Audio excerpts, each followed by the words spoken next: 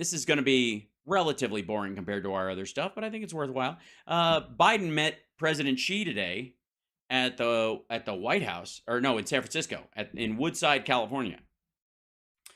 This would be that video. Here we go. 2, ready. There's We're in. Open the door. Ready. Doors. Ready. Pop. Ready. Marine opening the door for Xi Jinping when he'd probably like to put him down. Hello. Ready. Close. Winnie the Pooh. Ready. Winnie the Pooh. Ready. Ugly little fluffy old duck. He hates that.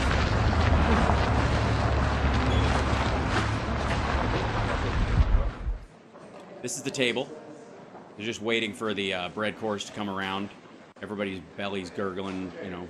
Oi, oi, oi, oi, oi. Here you get to take the pictures. There we go. A little. Well, Mr. Let me read these. Whoops. The audio isn't particularly. And a pleasure, particularly as it relates to our summit today and for the APEC leaders meeting this week. Look, this time of year, about a year and a day ago, we met in Bali on the sidelines of the G20. Since then, key members of our teams have had important discussions on issues matters to both our nations and to the world. Yes, I recall it was something along the lines of "fuck you," "no, fuck you," "hey, fuck you," "hey, no, fuck you," "fuck you," then something like that. I'm paraphrasing. Obviously, English Chinese translations difficult to do on the fly like that. But as always, there's no substitute to face-to-face discussions. I've always found our discussions straightforward and frank, and I've always appreciated them. Mr. President, we know each other for a long time. We haven't always agreed, which was not a surprise to anyone, but our meetings have always been candid, straightforward, and useful. I've never doubted what you've told me in terms of your candid nature in which you speak. I value our conversation because I think it's paramount that you and I understand each other clearly, leader to leader, with no misconceptions or miscommunication. This is not a friendly APEC. This is not how you start one of these things when you're planning to launch a new trade deal. We have to This is a Dear John letter is what this is. ensure that competition does not veer into conflict. And we also have to manage it responsibly, that competition. That's what the United Where's this going finally? This is Biden negotiating the extraction of U.S. business from China in as soft an approach as possible, to basically giving Apple, our first $1 trillion company, the ability to exit China with a soft landing someplace else, building other factories. And the day those factories are done, up and running, and past muster, everything gets shut down in China. That's it. Fucking, they're just going to leave shit. They're going to take their chips with them and fuck off. States want and what we intend to do. I also believe it's a world wants for both of us. Candid exchange. Mm-hmm. Listen to that. I think this is what the world wants for us, a candid exchange. Yes, half the world wants America to tell China to fuck off, and a third of the world wants China to tell us to fuck off. We also have a responsibility to our people and the work in the world to work together when we see it in our interest to do so. And a critical global challenges we face, from climate change to counter-narcotics to artificial intelligence, demand our joint efforts. So, look at that. It's like climate change, which you're not going to do anything about because of coal. And, of course, chips, which you aren't going to get any of the good ones. You're going to be stuck at 7 nanometers for the foreseeable future, and you're never going to go smaller than that. And then, obviously, fentanyl, you fuck. I look forward to beginning this discussion, and I welcome you, and the floor is yours, Mr. President. And again, welcome back.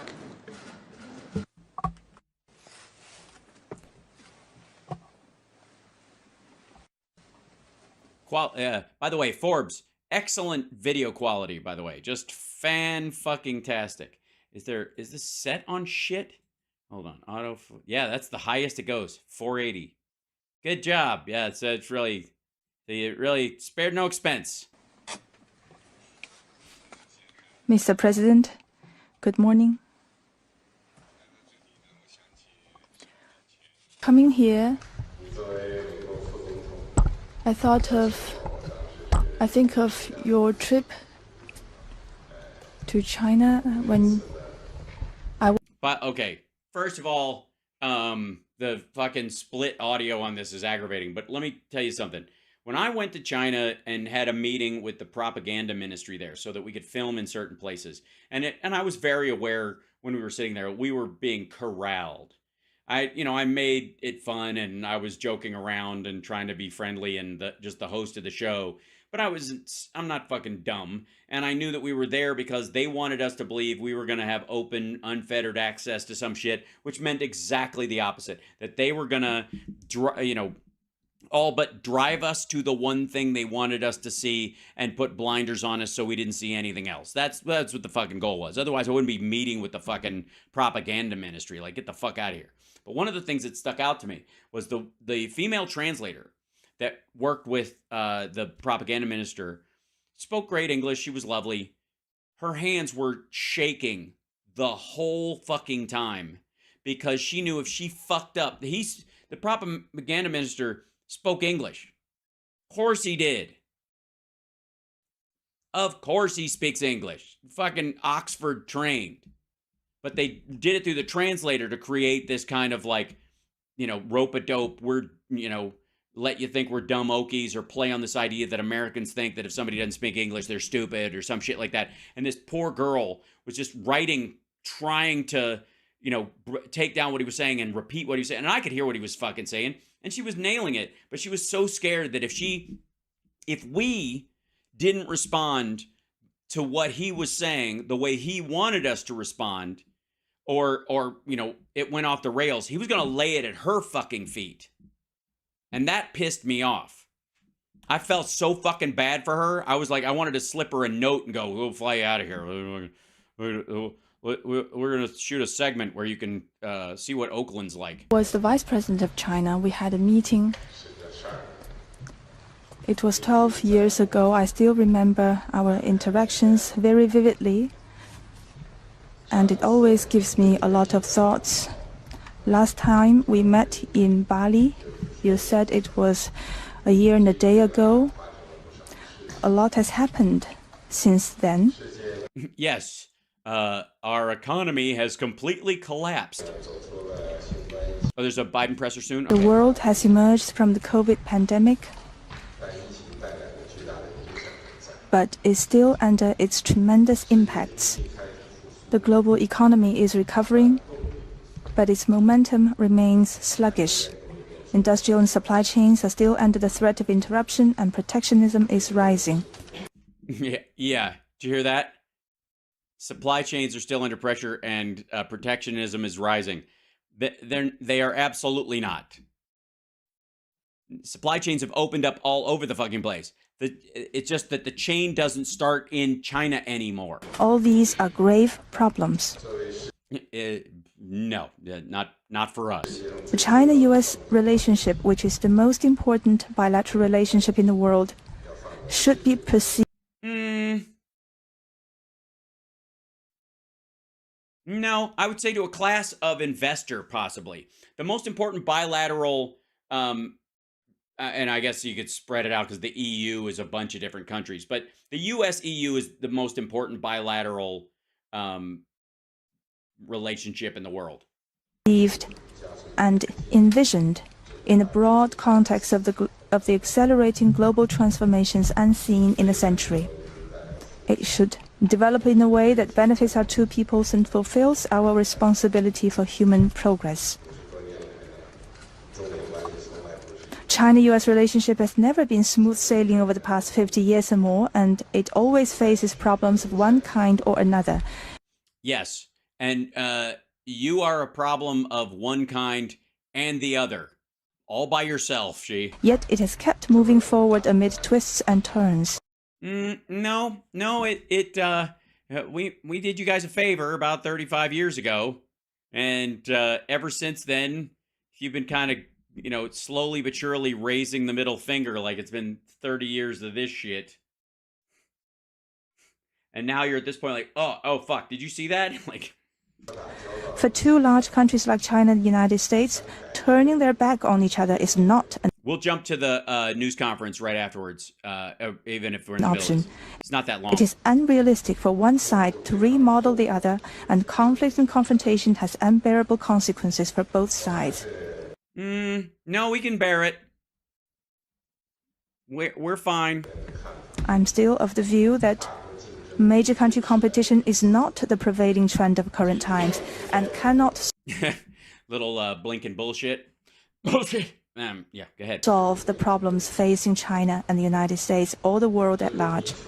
Planet Earth is big enough for the two countries to succeed, and one country's success is an opportunity for the other. Oh, Blinken's fucking sick. He has a real cough. Like, he looks wiped out. Blinken's been back and forth to fucking Israel and, like, Qatar and Oman and fucking the UAE and stuff like that. They've been running him fucking ragged. By the way, Blinken will be an unsung hero of the State Department for a few years, but I'm just saying, put a pin in that fucker as somebody's vice president. It is an objective fact that China and the United States are different in history, culture, social system, and development path. However, as long as they respect each other, coexist in peace, and pursue win-win cooperation, they will be fully capable of rising above differences and find. Hey, Cenk Uygur, real quick. Here's what you do when somebody's feeding you a line of bullshit. Give them the poker face. That's what Joe's doing. Joe's like, yeah, everything's good. We're trying very hard to work together. Go ahead. You were saying? The right way for the two major countries to get along with each other. I firmly believe in a promising future of the bilateral relationship. Mr. President, you and I, we are at the helm of China-US relations. We shoulder heavy responsibilities for the two peoples, for the world, and for history. I look forward to having an in-depth exchange of views and reaching new understandings with you on strategic and overarching issues critical to the direction of China-US relations and on major issues affecting world peace and development.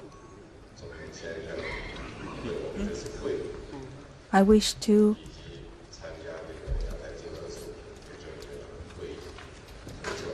There's a big contextual sentence there. She has to wait until he gets through most of the words to figure out how he means what he means. thank you for your thoughtful arrangements for our meeting today and for our participation at the APEC meeting. Thank you. Well, thank you, Mr. President.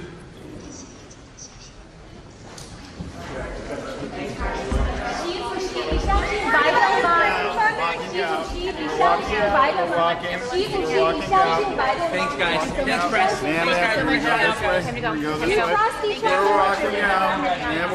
Yeah, they're just laughing. He and Blinken are laughing about clearing. We got to clear these fuckers out of here before we have a talk. Everyone start walking out. Thank you so much. Everyone's got to head out. Everyone's got to head out. Everybody go. Fuck off. Everybody go.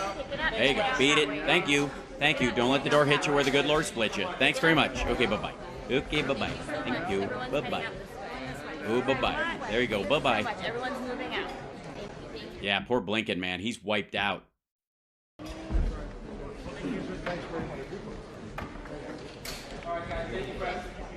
thank you. Got it. Everyone's got to head out. Everyone's got to head out.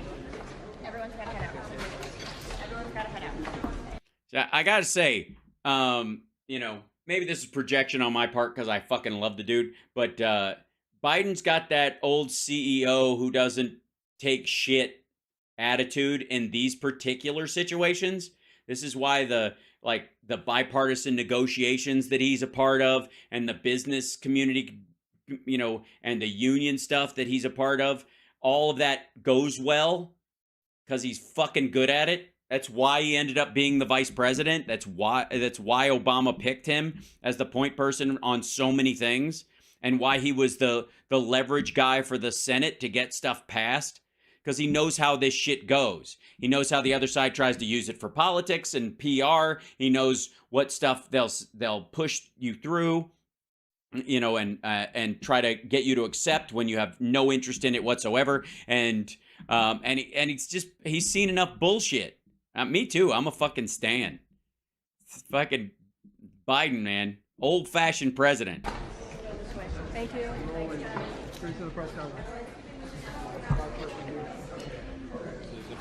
It's like one of those things where you see somebody pitching something to Warren Buffett. You ever seen one of those videos?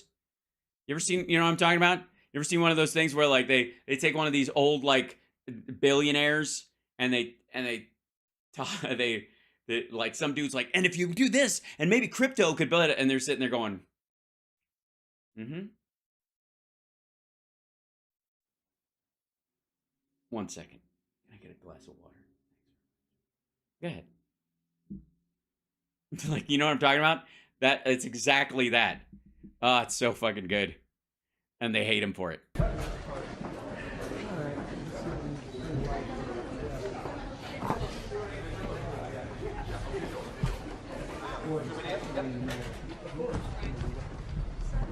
And pack your shit. So that's the end of that. Now I'll see if I can dig up. And by the way, chat room, hi, I love you. Thank you for the Venmo, for the super chats, for the support, the Patreon love.